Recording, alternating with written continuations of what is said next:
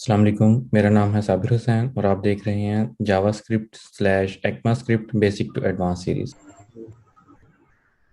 और किसी का कोई क्वेश्चन? चलें, ठीक है। नेक्स्ट टॉपिक पे मूव होते हैं जो कि बहुत इंपॉर्टेंट टॉपिक है, विच इज़ डोम मैनिपुलेशन। ठीक है, तो सबसे पहले ये यही मैं लिंक खोल लेता हूँ और यहाँ से समझते हैं चीज़ों को।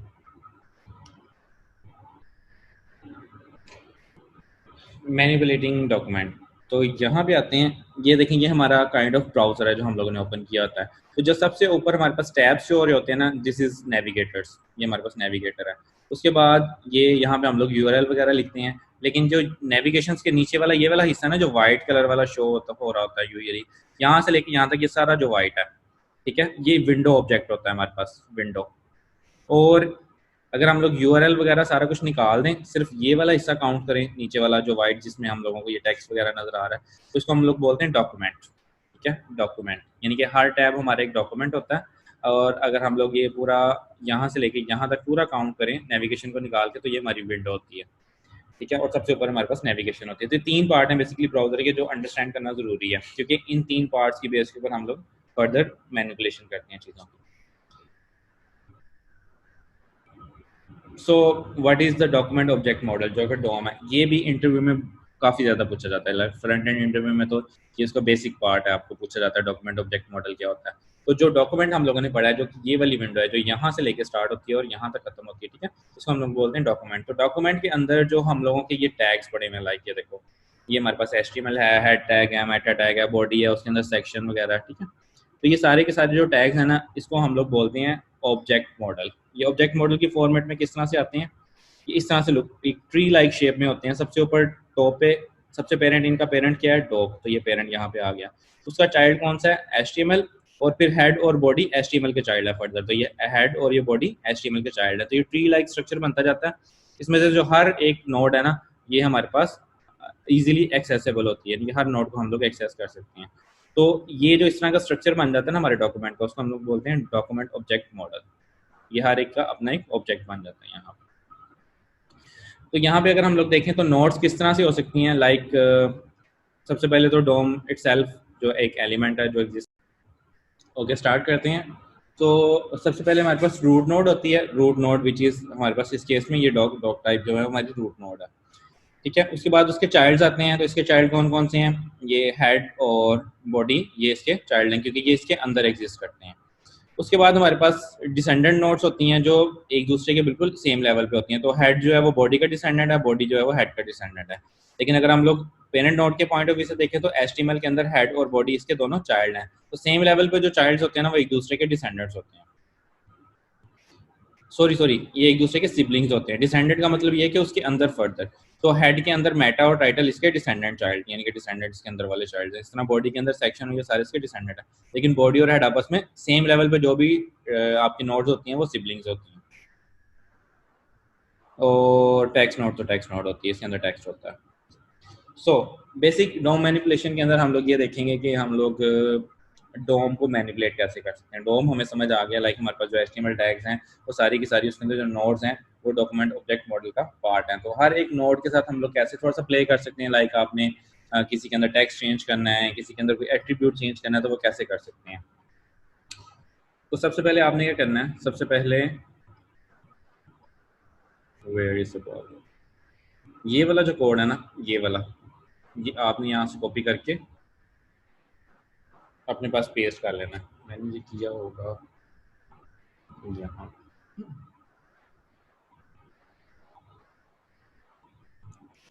ठीक है। वो कोड यहाँ तक है, इमेज और पैराग्राफ। यहाँ पे मैंने एक और एंकर टैग रखा है, ये खुद से रखा है, ये आपको एक और चीज़ समझानी है इसलिए रखा हुआ है। सो अगर मैं वापस आता हूँ, इसके अंदर ये दो इमेजेस के लिंक हैं। ये अगर आप इमेज भी डाउनलोड करके रख लेंगे तो वो आपको शो हो जाएंगे, अदरवाइज वो शो नहीं हो रहे होंगे, लेकिन दैट्स फाइन। तो वापस आते हैं। तो ये हमारे पास अब कुछ इस तरह से एग्जीक्यूट हो गया। तो मैं इसके ऊपर राइट क्लिक करता हूँ और इंस्पेक्ट एलिमेंट पे क्लिक करता हूँ, तो ये मेरे पास डॉक्यूमेंट ऑब्जेक्ट मॉडल सारा यहाँ पे नोट्स के फॉर्मेट में आ गया। ये हमारे टैग्स हैं सारे, और इनके साथ हम लोग अब थोड़ा सा प्ले कर सकते हैं। तो लाइक सबसे पहले इन्होंने क्या किया हुआ है, इन्होंने किया हुआ है कि ए को सिलेक्ट किया हुआ है और फिर ए के अंदर जो टेक्स्ट है उसको चेंज किया हुआ है, फिर उसका लिंक चेंज किया हुआ है। तो हम लोग भी ये काम कर लेते हैं। तो हम लोग क्या करते हैं, इसको कमेंट आउट कर देते हैं।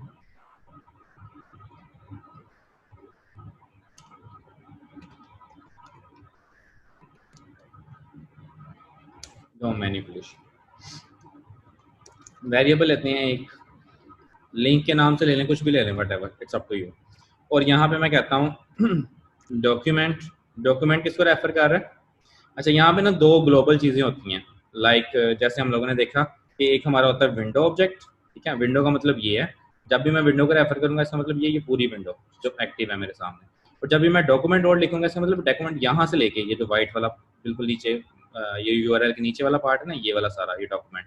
तो मैं कह रहा हूँ डॉक्यूमेंट, इसको विंडो को खत्म कर देते हैं। मैं कहता हूँ डॉक्यूमेंट डॉट क्यूरी सिलेक्टर, ठीक है। क्यूरी सिलेक्टर क्या करता है, अच्छा यहाँ पे ना ये देखें सिलेक्टर, ये दो चीज़ें आ रही हैं, क्यूरी सिलेक्टर और क्यूरी सिलेक्टर ऑल, ये भी पढ़ते हैं अभी। तो क्यूरी सिलेक्टर ये होता है कि इसको हम लोग एक सिलेक्टर बताते हैं, ये हमें वो चीज़ सिलेक्ट करके दे देता है। लाइक मैं कहता हूँ क्यूरी सिलेक्टर और आप सिलेक्ट कर लो ए को। अच्छा, इस कोर्स के स्टार्ट पे किसी ने क्वेश्चन भी पूछा, तो मैंने उनको कहा था कि आप लोगों को थोड़ी सी बेसिक HTML और CSS ज़रूर आनी चाहिए। तो यहाँ पे जो क्यूरी सेलेक्टर है ना, इसके अंदर मैं टैग लिख रहा हूँ, एंकर टैग। तो एंकर टैग लिख रहा हूँ। अगर यहाँ पे मुझे तीन तरह से हम लोग चीज़ों को यूजुअली एक्सेस करते हैं। फर्स्ट वन है इसके टैग इटसेल्फ, हम उस टैग का नाम लिख देते हैं, या फिर हम लोग क्या करते हैं डॉट के साथ क्लास लिखते हैं, ठीक है, क्लास का नाम लिखते हैं। लाइक मैंने अगर उसको कोई क्लास दी हुई है तो मैं यहाँ पर उसका क्लास का नाम लिख दूंगा। लाइक मैंने दी हुई है उसको कि मेन हेडिंग की क्लास, तो मैं इस डॉट के साथ एक्सेस कर सकता हूँ। या फिर मैंने इसको आईडी दी हुई है तो मैं शार्प साइन के साथ उसकी आईडी मेंशन कर सकता हूँ, वट एवर। लेकिन हमारे पास अभी कुछ भी नहीं है, तो सिंपल मैं यहाँ पे ए लिख रहा हूँ। तो क्यूरी सिलेक्टर क्या करता है कि उसको डॉम के अंदर जो फर्स्ट ए मिलेगा ना, लाइक उसने यहाँ से पार्सिंग का इनिशियल के करते करते करते ये फर्स्ट ए मिला उसको, पी के अंदर ये फर्स्ट ए है, तो ये वाला वो रिटर्न कर देगा, ठीक है। तो अगर मैं यहाँ पे आता हूँ अपने ब्राउजर में और यहाँ पर मैं लिखता हूँ कंसोल में आके अपने वेरिएबल का नाम जो मैंने बनाया लिंक, तो लिंक मुझे क्या रिटर्न कर रहा है, मुझे एंकर रिटर्न कर रहा है। और अगर मैं यहाँ पे अपने कोड में आके क्यूरी सिलेक्टर ऑल कर देता हूँ, तो अब मेरे पास, सॉरी यहाँ पे, अब मैं लिखता हूँ यहाँ पे लिंक। तो क्यूरी सिलेक्टर ऑल क्या करता है कि जितने भी आपके पास उस डॉम के अंदर वो चीज़ें मैच कर रही होती हैं आपको रिटर्न करता है। तो मेरे पास दो एंकर हैं, एक ये वाला और एक ये वाला, तो इसने दोनों एज एन अरे फॉर्मेट में मुझे सेंड कर दी हैं, ठीक है। ये तब होता है कि जब आपने एक से ज़्यादा चीज़ें एक तरह की एक्सेस करनी है। यूजुअली हम लोग क्यूरी सिलेक्टर यूज़ करते हैं। तो ये हमें क्या करेगा, ये हमें एक एंकर वापस रिटर्न कर देगा। अब इस लिंक के वेरिएबल के अंदर मेरे पास पूरे का पूरा एंकर पड़ा हुआ है, इसके साथ मैं फर्दर प्ले कर सकता हूँ। लाइक मैं कहता हूँ इसका जो टेक्स्ट है ना, ये जो लिखा हुआ है इसके अंदर मोजिला होम पेज, ठीक है, ये वाला जो टेक्स्ट है ये मैं चेंज करना चाहता हूँ। तो मैं कहूँगा link, link which is variable name, और मैं यहाँ पे लिखता हूँ टेक्स्ट कंटेंट, ठीक है। अच्छा, ये जो टेक्स्ट कंटेंट, इस तरह की जितनी भी कमांड है ना जो हम लोग वेरिएबल के अंदर हम लोगों ने क्यूरी सिलेक्टर ले लिया, उसके बाद हम लोग उसके ऊपर कमांड्स अप्लाई करते हैं। ये दो तरह से काम करती हैं सारी, इनका बिहेवियर बिल्कुल सेम होता है। किस तरह से काम करती हैं, अगर मैं सिर्फ इतना ही लिंक डॉट टेक्स्ट कॉन्टेक्स्ट लिख के इसको किसी वेरिएबल में स्टोर कर लेता हूँ, यहाँ पे मैं लिख लेता हूँ var my link इक्वल्स, ठीक है। तो ये क्या करेगा, ये मुझे टेक्स्ट रिटर्न करेगा और वो इस वेरिएबल में स्टोर हो जाएगा। तो अगर मैं इसको हिट करता हूँ तो ये इसने मुझे टेक्स्ट रिटर्न कर दिया। बट इसी कमांड के साथ मैं टेक्स्ट रिप्लेस भी कर सकता हूँ। वो किस तरह से करते हैं कि अगर हम लोग ये जितने भी इस तरह के फंक्शन है जो हम लोग लिंक को, पैराग्राफ को एक्सेस कर लिया, सेलेक्ट सेक्शन को सिलेक्ट कर लिया, उसके बाद हम लोग उसके साथ प्ले करने जा रहे हैं, तो अगर उसी कमांड के अंदर मैं उसको वैल्यू प्रोवाइड कर देता हूँ ना, तो वो वैल्यू वहाँ पे सेट हो जाती है। लाइक मैं कहता हूँ कि मोजिला लिंक हेयर, हिट करूंगा, वाई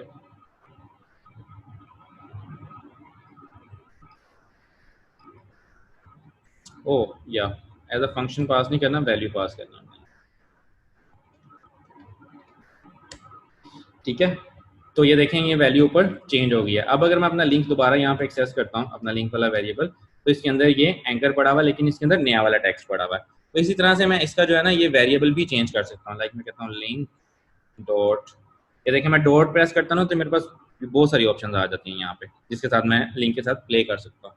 तो ये हर एक के अगेंस्ट जब भी आपने क्यूरी सेलेक्टर में कुछ डाला होगा उसके अगेंस्ट यहाँ पे आपके पास बहुत सारी ऑप्शन होंगी। तो मैं कहता हूँ डॉट href, अगर मैं खाली हिट कर देता हूँ सेम वही कॉन्सेप्ट है, अगर मैं ये हिट कर देता हूँ तो मुझे उसका href रिटर्न हो गया, ठीक है, उसकी href के अंदर जो भी लिंक पड़ा हुआ था वो मुझे रिटर्न हो गया। लेकिन मुझे अगर उसको चेंज करना है तो मैं कहता हूँ link dot href equals to www.google.com। अब मैं हिट करता हूँ तो उसका ये जो href है वो चेंज हो गया। वो मैं कैसे चेक कर सकता हूँ, मैं दोबारा लिंक को एक्सेस करता हूँ, ये मुझे ए रिटर्न हुआ, तो ये देखें इसके अंदर अब कौन सा यूआरएल है, ये वाला जो हम लोगों ने सेट किया है। एक और तरीका चेक करने का कि हम लोग एलिमेंट में चले जाते हैं और एलिमेंट के अंदर ये पैराग्राफ के अंदर ये एंकर पड़ा हुआ है, तो ये देखिए इसके अंदर नया वाला टेक्स्ट और नया वाला जो भी हम लोगों ने सेट किया वो पड़ा हुआ है। तो ये हम लोग क्या कर रहे हैं, हम लोग डोम मैनिपुलेशन कर रहे हैं, यानी कि जो डोम बना हुआ है उसके अंदर चीज़ों को मैनिपुलेट करने की कोशिश कर रहे हैं, कभी ये चेंज कर दो, ये चेंज कर दो, ठीक है। और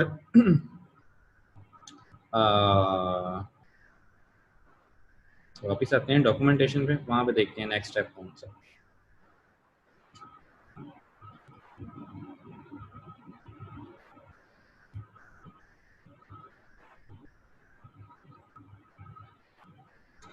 नेक्स्ट स्टेप में इन्होंने क्या किया है, सेक्शन को सिलेक्ट किया हुआ है और सेक्शन के अंदर एक नया पैराग्राफ अपेंड किया हुआ है। और पैराग्राफ जो है वो हमारे पास एग्जिस्ट नहीं करता, उसको डायनामिकली प्रोग्रामेटिकली क्रिएट किया गया है पैराग्राफ को, ठीक है। तो हम लोग भी इस तरह से कर लेते हैं, ये अच्छी एग्जांपल है डोम नोड्स क्रिएट करने की डायनामिकली, ठीक है। तो बेसिकली इस ये जो एक्सरसाइज हम लोग भी करने लगे छोटी सी, इसका पर्पस ये है कि जरूरी नहीं है कि वो HTML आपके पास यहाँ पे हार्ड कोडेड फॉर्मेट में पड़ी हो, आप कोई भी HTML डायनामिकली जावास्क्रिप्ट के साथ भी जनरेट कर सकते हैं। तो हम लोग देखते हैं यहाँ पे, मैं कहता हूँ कॉन्स्ट सेक्शन, इसका नाम सेक रख लेते हैं, वट एवर जो भी रख लें, it's just a variable name.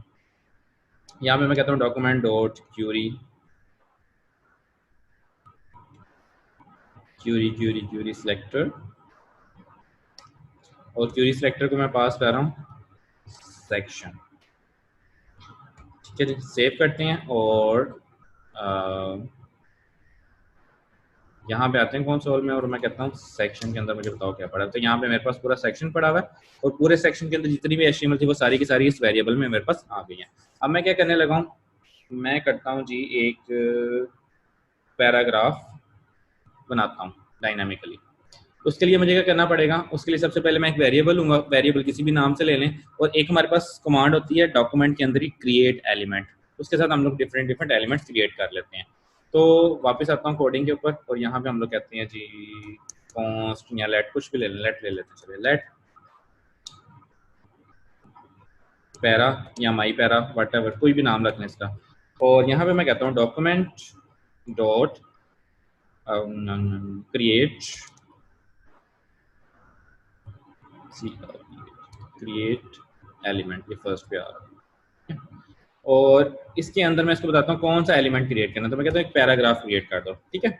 अब क्या होगा, एक पैराग्राफ का टैग जनरेट होगा और इस वेरिएबल को असाइन कर दिया जाएगा। और यहाँ पे मैं कहता हूँ कि पैरा डॉट टेक्स्ट कंटेंट, ठीक है। ये क्या करेगा, ये इस पैराग्राफ का टेक्स्ट कंटेंट, अगर तो मैं इसको ऐसे किसी वेरिएबल में स्टोर कर लेता हूँ तो ये इसके अंदर जो कॉन्टेक्स्ट होगा, लाइक मैं कहता हूँ कि जिसके पैराग्राफ के अंदर जो टेक्स्ट लिखा हुआ है ना वो मुझे स्टोर करना है किसी वेरिएबल में, तो मैं इस तरह से कर सकता हूँ let para text equals para dot text content, that's fine. अब इस वेरिएबल के अंदर मेरे पास उसका टेक्स्ट निकाल के यहाँ पे रिटर्न कर दिया जाएगा, लेकिन यहाँ पे इस केस में मैं टेक्स्ट सेट करने जा रहा हूँ, तो मैं कहूँगा equals to my first dynamic paragraph, okay. और अच्छा, अब यहाँ पे हम लोगों ने पैराग्राफ जनरेट कर लिया इसके अंदर। तो अब मैं क्या करता हूँ, मैं ये कहता हूँ कि इस पैराग्राफ को मुझे शो भी करवाना है किसी जगह पे, तो मैं कहता हूँ मैं इसके अंदर इस सेक्शन में अपेंड कर दूँ। अपेंड करने का मतलब ये है कि इस सेक्शन के अंदर जहाँ पे ये सारा कुछ पड़ा हुआ है, इसमें यहाँ पे ये मेरे पास पैराग्राफ जो है वो यहाँ पे आना चाहिए, डायनेमिक पैराग्राफ हेयर, यहाँ पे आना चाहिए, ठीक है। तो यहाँ पे जब आपके कंटेंट के नीचे कोई चीज़ हमने रखनी होती है तो उसको हम लोग बोलते हैं अपेंड कर दो, इसके अंदर अपेंड कर दो इसको। तो मैं यहाँ पे आता हूँ और मैं कहता हूँ सेक्शन डॉट अपेंड चाइल्ड, ये अपेंड चाइल्ड की ऑप्शन होती है मेरे पास यहाँ पे। और अपेंड चाइल्ड के अंदर मैं बताता हूँ कौन सा चाइल्ड अपेंड करना है मैंने, पैरा, सेव करते हैं और वापस आते हैं। तो यहाँ पे ये देखिए मेरे पास पैराग्राफ इम्बेड हुआ हुआ है। अगर मैं एलिमेंट में आऊँ तो ये सारे पहले के थे और ये डायनामिक पैराग्राफ जो मैंने कमेंट किया था उसके नीचे सबसे एंड पे ये पैराग्राफ पुश कर दिया गया। और इस पैराग्राफ के साथ मैं बिल्कुल वैसे प्ले कर सकता हूँ क्योंकि मेरे पास वेरिएबल में पड़ा हुआ है पैराग्राफ, तो इसके साथ मैं कुछ भी फर्दर प्ले कर सकता हूँ। सो यहाँ पे आते हैं और देखते हैं कि इन्होंने फर्दर क्या डॉम मैनिपुलेशन की हुई है। टेक्स्ट नोट के साथ तो टेक्स्ट नोट बनती है, सिंपल है, पेंट ऐड कर दिया। हाँ, रिमूव भी कर सकते हैं, ठीक है। अगर आपको कोई भी चाइल्ड रिमूव करना है तो आप सिंपली उस चाइल्ड को जाके यानी कि उसको सिलेक्ट करेंगे। और अच्छा, यहाँ पे ना एक थोड़ा सा कॉन्सेप्ट है कि जो नोड्स है ना वो अपने आप को रिमूव नहीं कर सकती। लाइक आप ऐसा नहीं कर सकते कि आपने ये देखो ये किसी भी नोड को डायरेक्टली सिलेक्ट किया और आप डॉट रिमूव कॉल करेंगे तो ये देखो ये लिखा हुआ है when you want to remove a node based only on a reference to itself which is fairly common you can use child node dot remove. तो आप क्या करते हैं, आप उसके पेरेंट पे चले जाते हैं। लाइक हमारे पास सेक्शन है तो सेक्शन के अंदर मैं बोलूंगा रिमूव चाइल्ड, और रिमूव चाइल्ड के अंदर मैं वो चाइल्ड पास कर दूंगा तो वो हमारे डोम में से रिमूव कर दिया जाएगा। लाइक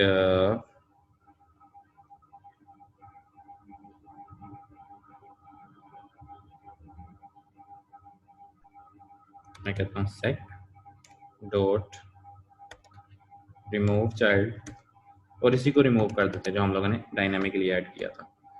सेव करते हैं और अगर मैं वापस आऊँगा मेरे ब्राउजर में तो अब मुझे ये पैराग्राफ यहाँ पे नज़र नहीं आएगा क्योंकि हम लोगों ने क्रिएट किया, अपेंड किया और उसके बाद उसको डिलीट कर दिया। तो आप यहाँ पे कुछ भी सिलेक्ट करके उसको यहाँ से डिलीट भी कर सकते हो। सो ये डिफाइन हो गया कि हम लोगों के पास जो डॉम के अंदर चीज़ें पड़ी होती हैं हम लोग उन एग्जिस्टिंग चीज़ों को पकड़ के उनके साथ भी मैनिपुलेशन कर सकते हैं। लाइक उसके अंदर कोई भी चीज़ ऐड कर सकते हैं, कोई भी चीज़ रिमूव कर सकते हैं और उनका टेक्स्ट भी चेंज कर सकते हैं, कुछ भी चेंज कर सकते हैं। दूसरी चीज ये कि हम लोग कोई भी एलिमेंट डायनामिकली क्रिएट कर सकते हैं जैसे हम लोगों ने ये क्रिएट किया। एंड थर्ड थिंग ये कि हम लोग किसी भी डोम को पकड़ के उसको एलिमेंट में से रिमूव भी कर सकते हैं, यानी कि किसी भी नोड को पकड़ के हमारे डोम में से उसको रिमूव कर सकते हैं। Okay, so next thing is manipulating style. हाँ, तो स्टाइल के साथ भी हम लोग डील कर सकते हैं। जरूरी नहीं है कि हम लोग CSS में जाके करें, हम लोग डायनामिकली भी चीज़ों को स्टाइल कर सकते हैं। लाइक यहाँ पे अगर मैं कहता हूँ कि इसको मैं कमेंट आउट कर देता हूँ ताकि वो पैराग्राफ हमारे पास पड़ा हो वहाँ पे, और हम आते हैं ब्राउजर में वापस। ये आ गया हम लोग ब्राउजर में। यहाँ पे मैं आता हूँ कंसोल में, मैं यहाँ पे कहता हूँ पैरा डॉट स्टाइल। ठीक है, स्टाइल के साथ आगे जो आपकी CSS की प्रॉपर्टीज हैं वो आप जावास्क्रिप्ट वे में उसको यूज कर सकते हैं। जावास्क्रिप्ट वे में क्या होता है, अगर आप लोगों ने CSS पढ़ी है ना थोड़ी सी, तो मैं आपको एक चीज दिखाता हूँ। तो एलिमेंट में आ जाते हैं वापस, यहाँ पे ना CSS शो हो रही होती है हर एक चीज की, ठीक है। तो CSS में क्या होता है कि जब भी दो वर्ड यूज किए जाते हैं ना, एक से ज्यादा वर्ड हो जाता है तो दरमियान में डैश यूज किया जाता है हमेशा। जैसे बैकग्राउंड कलर के लिए बैकग्राउंड डैश कलर यूज किया जाता है। तो जब हम लोग इसको जावास्क्रिप्ट के साथ स्टाइल कर रहे होते हैं ना, कोई भी जावास्क्रिप्ट की एप्लीकेशन, चाहे आप इस तरह से जैसे अभी हम वनीला जावास्क्रिप्ट में काम कर रहे हैं, हम लोग रिएक्ट में कर रहे होंगे, एंगुलर में कर रहे होंगे, विच वट एवर, कोई भी लाइब्रेरी में हम लोग जावास्क्रिप्ट के साथ स्टाइलिंग करने जा रहे हैं, तो इसको हम लोग जावास्क्रिप्ट स्टाइल में कन्वर्ट करते हैं। जावास्क्रिप्ट स्टाइल में क्या होता है ये मैं आपको बताता हूँ। यहाँ पे लाइक मैंने बैकग्राउंड कलर चेंज करना, तो मैं बैकग्राउंड, ठीक है, डैश कलर नहीं लिखूंगा, ऐसे जावास्क्रिप्ट के अंदर अलाउ नहीं होता। हम लोग क्या करते हैं, इसमें दो काम करने होते हैं आपने जब भी दो वर्ड यूज करें, डैश रिमूव करना होता है और नेक्स्ट वर्ड का फर्स्ट लेटर कैपिटल कर देना था, दैट्स इट। तो ये वाली प्रॉपर्टी सेम आपकी जावास्क्रिप्ट में चल जाती है। तो मैं कहता हूँ बैकग्राउंड कलर, और इसके साथ भी वही है, अगर आपको बैकग्राउंड कलर चाहिए किसी चीज का तो यहाँ पे इसको हिट कर दें, दैट्स इट, कि आपको बैकग्राउंड कलर रिमूव कर देगा, क्योंकि अभी बैकग्राउंड कलर आपको वापस रिटर्न कर देगा। तो यहाँ पे अभी बैकग्राउंड कलर कुछ भी नहीं है तो इसने एम्प्टी स्ट्रिंग रिटर्न की है। बट मैं यहाँ पे आता हूँ और यहाँ पे हम इसको कोई भी बैकग्राउंड कलर दे देते हैं। ये देखें, इसको बैकग्राउंड कलर मिल गया, ठीक है। और अगर मुझे अब बैकग्राउंड कलर इसका गेट करना है तो वही कमांड है सेम, सिर्फ इक्वल साइन और आगे वाली वैल्यू असाइनमेंट उसकी हटा दें तो दैट्स इट, ये आपको बैकग्राउंड कलर मूव करना शुरू कर देगी। इसी तरह कुछ भी हम लोग इसके साथ मैनिपुलेट कर सकते हैं स्टाइल के साथ। मैं यहाँ पे कहता हूँ लाइक मैं कहता हूँ कलर, और कलर में कर देता हूँ वाइट, तो ये देखें इसका कलर वाइट हो गया। तो इस तरह से आप स्टाइल के साथ भी JS के साथ ही मैनिपुलेट कर सकते हैं डोम को।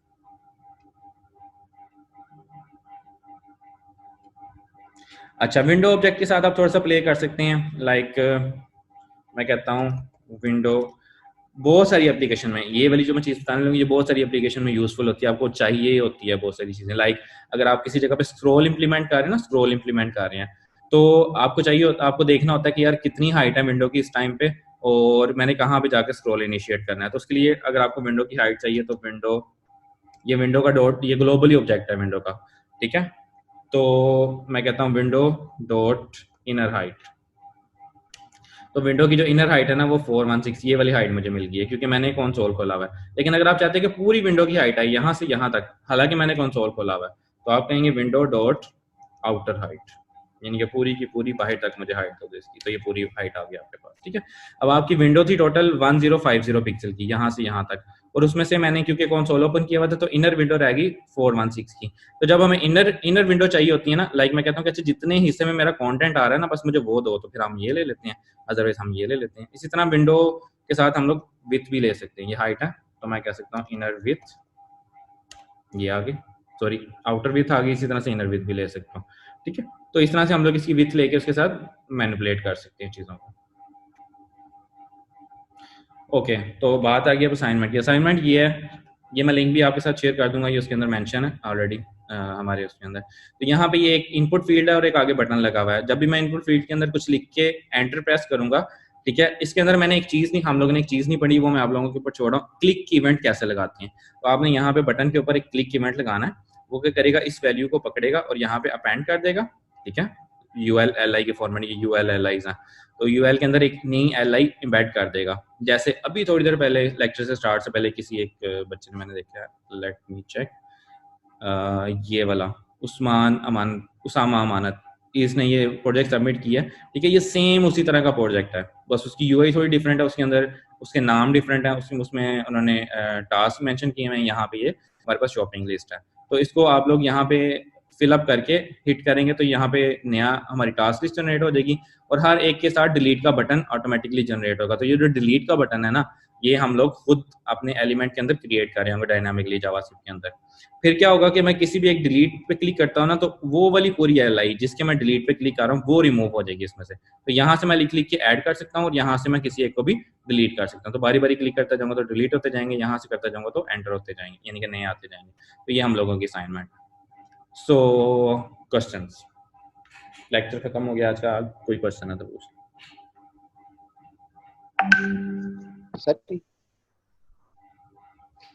सर क्वेरी सिलेक्टर जो है आईडी भी इसी तरह होता है, इनमें डिफरेंस क्या है? समझा नहीं क्वेश्चन आपका। क्वेरी सिलेक्टर और डॉक्यूमेंट बाय आईडी जो होता है ना, एलिमेंट बाय आईडी जावास्क्रिप्ट में लेते हैं, हाँ जी। तो इनमें डिफरेंस क्या है? वो जो गेट एलिमेंट बाय आईडी होता है ना, लाइक आपने पूछ लिया, तो यहाँ पे एक हमारे पास होता है document dot get element by ID और get element by class name. अब ये जो गेट एलिमेंट बाय आईडी है ना, ये आईडी के साथ ही सिलेक्ट करता है यहाँ पे, यानी कि I have to have provide just ID, ठीक है। और इसी तरह से जो मेरे पास get element by class name होता है ना, उसके साथ मुझे क्लास ही पास करनी है डॉट के साथ, ठीक है। लेकिन ये जो क्यूरी सिलेक्टर है ना, ये जेनेरिक है, इसको आप कुछ भी पास कर सकते हैं। इसको आप टैग नेम पास कर सकते हैं, इसको आप क्लास पास कर सकते हैं, इसको आप आईडी पास कर सकते हैं, ये सारी चीजों को सिलेक्ट कर लेते हैं, ठीक है। तो दैट्स द डिफरेंस। और किसी का भी सर, ये जो हम यूज कर रहे हैं सारा, क्या कहते हैं, HTML CSS वगैरह डायनामिकली, तो इससे वेबसाइट की स्पीड पे फर्क नहीं पड़ेगा? नहीं, क्यों? वेबसाइट की स्पीड तो इसके साथ मैटर ही नहीं करती ना, तो हम लोग डायनामिकली कंटेंट जनरेट कर रहे हैं। लाइक आपके एप्लीकेशन कंटेंट हम डाल सकते हैं इसके अंदर। हाँ डाल सकते हैं, क्योंकि एप्लीकेशन ऑलरेडी लोड होगी भी है, ठीक है। एप्लीकेशन तो लोड होगी भी है, अब तो हम लोग डायनामिकली कंटेंट ऐड करें। हम कह रहे हैं इस बटन के क्लिक के ऊपर नहीं LI डाल दो, इस पे क्लिक किया इसको रिमूव कर दो। तो एप्लीकेशन लोडिंग टाइम तो वो था जो पहले से लोड हो गया हुआ, वो तो खत्म हो गई बात, ठीक है। तो एप्लीकेशन के ऊपर कोई वो नहीं पड़ता।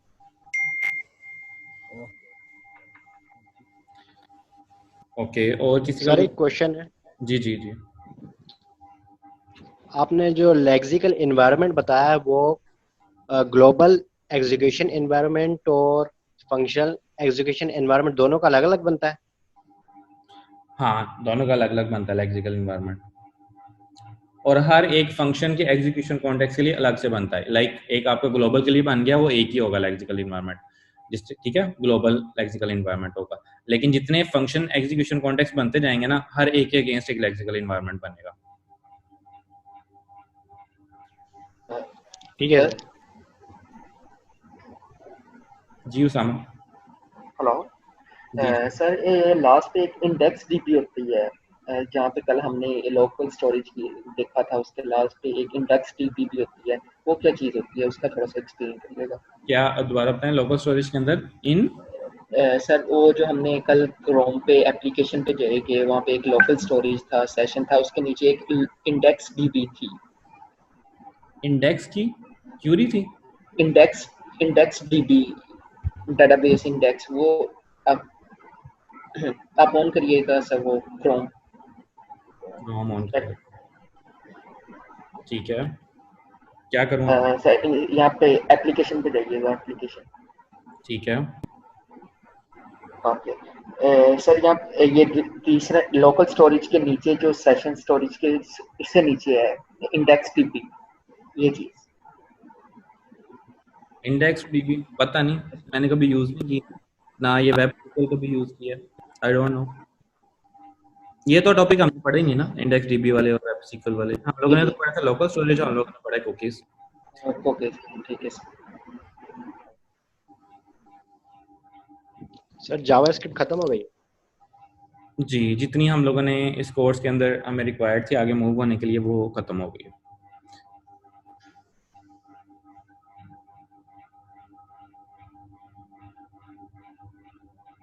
अस्सलाम जी वालेकुम सलाम। सर, जो स्टार्ट के लेक्चर से उनके एंड पे हमारे पास चैलेंजेस थे, तो उसकी वजह से प्रैक्टिस बहुत अच्छी हो जाती थी और तमाम कॉन्सेप्ट क्लियर हो जाते थे।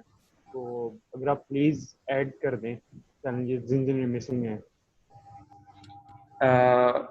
इसमें से एक ये है कि एक जो आज हम लोगों ने ऐड की, एक वो है, और एक और मैं दूंगा आप लोगों को, जो कि चीज़ें जितनी हम लोगों की थी ना उसमें कोड चैलेंजेस में, वो सारी कवर हो गई उसमें। जी ठीक है सर। ठीक है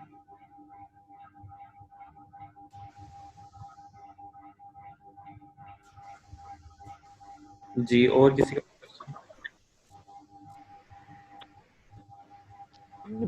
ब्राउजर कैशिंग नहीं पड़ी इसमें? जी, ब्राउजर कैशिंग नहीं पड़ी। ब्राउजर कैशिंग मतलब मींस अगर हमें कैशिंग करवानी हो जावास्क्रिप्ट में तो वो किस तरह होगी? कैशिंग इन द सेंस के क्या करना चाह रहा हूँ? मींस जो कैशिंग होती है, अगर आपने तमाम जो डायनेमिक वेबसाइट्स होती हैं वो हेलो, क्या करती हैं कि आवाज़ आ रही है? जी जी आ रही है अमर, बताएं। जी, जितनी भी डायनेमिक वेबसाइट्स होती हैं, फॉर एग्जांपल अगर हम वॉशिंगटन पोस्ट पे जाते हैं तो कभी भी वो हर एक मिनट के बाद न्यू अपना मतलब नया कंटेंट उससे क्रिएट नहीं होता, बल्कि वो क्या करता है कि पुराना जो पेज होता है उसको कैश करवा के रखता है हमारी मेमोरी में, और वो एक खास टाइम पे रखता है 5 मिनट से 10 मिनट्स के लिए। तो 10 मिनट्स के बाद ही नया पेज अपलोड होता है। वो एक बहुत ही मेजर टॉपिक है इसका, तो उसकी जरूरत नहीं है हमें रिएक्ट में। नहीं, उसकी जो रिएक्ट के अंदर हम लोग कैशिंग करते हैं वो और तरह से होती है कैशिंग, वो इस तरह से नहीं होती। ठीक है, और ये जो आप लोग दूसरी चीज बता रहे हैं ना, ये कैशिंग ये बहुत बड़ा टॉपिक है और ये इससे रेलिवेंट नहीं है। ये जो हम लोगों का ठीक है सर, टैग है ना पूरा, इससे relevant, ये डिफरेंट चीज है।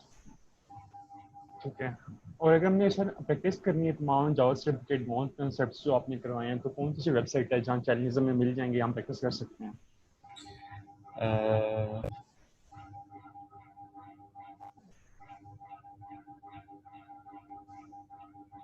एक तो सबसे पहले ये वाली वेबसाइट है, ठीक है, ये developer.mozilla वाली।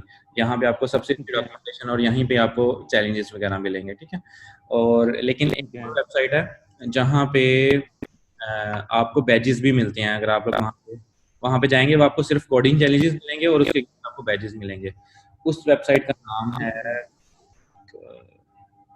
सर 2-3 मेरे माइंड में है, इस तरह कोड वार हो गई, लीड कोड हो गई, हैकर रैंक हो गई, तो इसमें से हम इसमें से जो हैकर रैंक है ना, हैकर रैंक, वो आप लोग वहाँ पे जरूर प्रोफाइल बनाएं और वहाँ पे जाके कोडिंग चैलेंजेस जो है ना वो करने की कोशिश करें। ओके सर, ठीक है।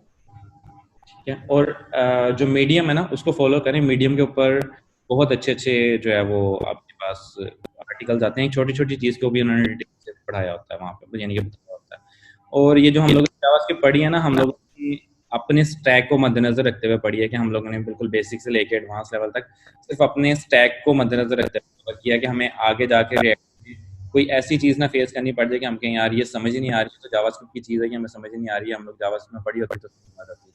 वैसे जावास्क्रिप्ट इतनी ज़्यादा एडवांस है कि आप इसको अगर रेगुलरली 6 मंथ्स तक भी पढ़ते रहेंगे ना रेगुलरली, तो तब भी ये खत्म नहीं होगा। सही इसके अंदर ये बहुत वास्ट फील्ड, सही। ठीक है। तो ये कि आपको जिस में आगे क्वेश्चन माइंड में आता जाए या आपको लगे कि इसको अकेली चीज को डेप्थ में मुझे पढ़ना चाहिए, तो आप मीडियम में जाके देख लें, यहाँ पे मोजिला डेवलपर्स के ऊपर देख लें। और अगर आप चाहते हैं कि मैं ये चीज सीख लिया है, इसका मैं कोडिंग चैलेंजेस करूँ इसके जाके, तो जो हैकर रैंक वाली वेबसाइट है वहाँ पे जाके आप कर सकते हैं।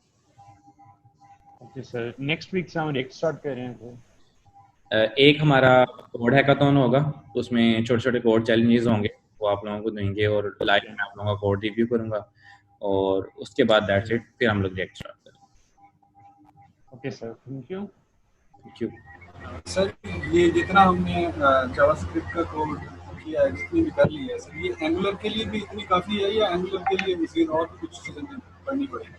वैसे जावास्क्रिप्ट एंगुलर के लिए काफ़ी है, मोर देन इनफ है एंगुलर के लिए भी। लेकिन एंगुलर के अंदर अगर आप टाइपस्क्रिप्ट स्टार्ट में सीख लेते हैं ना, तो वो it would be more beneficial for you, ठीक है, क्योंकि उसमें हम टाइपस्क्रिप्ट ज़्यादा यूज़ कर रहे हो।